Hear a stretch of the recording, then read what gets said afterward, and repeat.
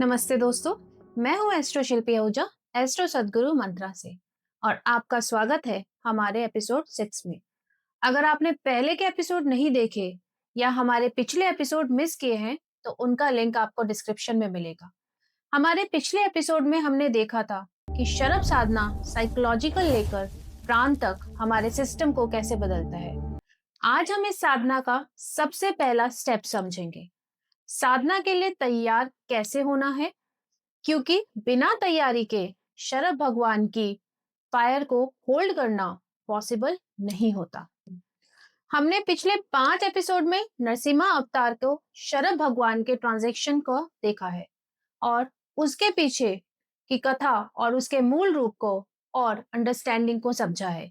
इस साधना में इंस्टिंक्ट को रेगुलेट करना पड़ता है, तभी जो प्रकृति है आपको वापस संतुलन में लाती है। आज हम इस बात का साइंटिफिक दृष्टि से समझते हैं। हमारे शरीर के नर्वस सिस्टम के 2 प्रकार हैं। पहला सिंपैथेटिक नर्वस सिस्टम जो नरसिम्हा अवतार के फायर जैसे एक्टिवेट होता है, और दूसरा पैरासिम्पैथेटिक सिस्टम जो प्रत्यंगरा देवी की कूलिंग जैसे काम करता है।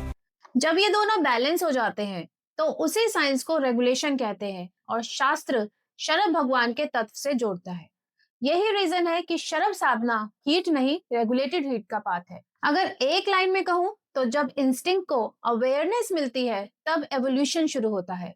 शरभ भगवान इसी अवेयरनेस का रूप है और आपके अंदर भी ये ट्रांजिशन तभी आएगा जब आपका शरीर, मन, प्राण संकल्प के लिए तैयार हो। दोस्तों, याद रखिए, शरभ साधना की असली चाबी प्रिपरेशन है।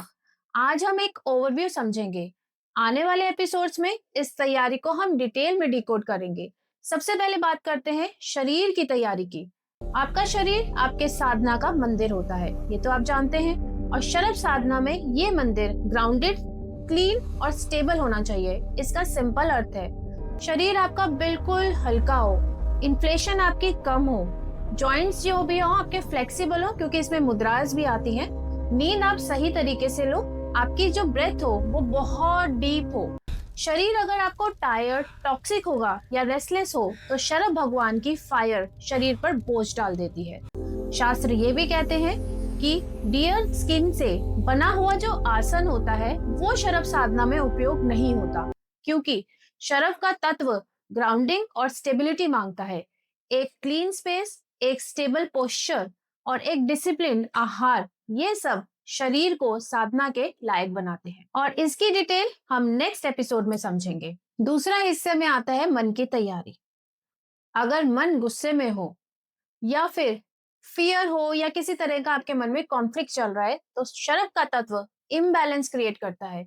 इसीलिए साधना से पहले मन को शांत करें, स्थिर करें। रिसेप्टिव होना बहुत जरूरी होता है, क्योंकि साधना और डिसिप्लिन ये दोनों मन को साधना योग्य बनाते हैं। जानते हैं, तीसरा हिस्सा है प्राण, यानी आपकी ब्रेथ। प्राण को स्मूथ होना, ब्रेथ को रेगुलेट होना और स्पाइन का आपके न्यूट्रल होना, ये सब शरभ साधना के लिए बहुत जरूरी है। अगर प्राण आपका रेस्टलेस हो तो फायर भी आपकी जो होगी वो रेस्टलेस होगी। प्राण काम होगा तो फायर आपकी रेगुलेट होगी। फोर्थ और सबसे महत्वपूर्ण है संकल्प। ये आप भी जानते हैं, बिना संकल्प के कोई भी पूजा आपकी फलित नहीं होती। शास्त्र में स्पष्ट लिखा है संकल्प के बिना कोई काम पूरा नहीं होता, और ये बात शरभ साधना में बिल्कुल सत्य है। आपका संकल्प ही ऊर्जा की दिशा बनाता है। गलत संकल्प से साधना अधूरी रह जाती है, सही संकल्प से साधना की तैयारी की जाती है। और आने वाले एपिसोड में मैं आपको ये सब सिखाऊंगी कि शरभ पाठ के लिए सही संकल्प साधना को सिद्धि की तरफ ले जाता है। और आने वाले एपिसोड में मैं आपको यही सिखाऊंगी कि शरभ पाठ के लिए सही संकल्प कैसे सेट किया जाता है, क्योंकि संकल्प के बिना अन्य सब प्रयास अधूरे होते हैं। अब एक बहुत जरूरी बात, शरभ साधना में मंत्र बहुत धीमी आवाज से बोलना चाहिए या फिर मन ही मन आपको उसका जाप करना चाहिए। किसी दूसरे को आपका मंत्र सुनाई नहीं देना चाहिए।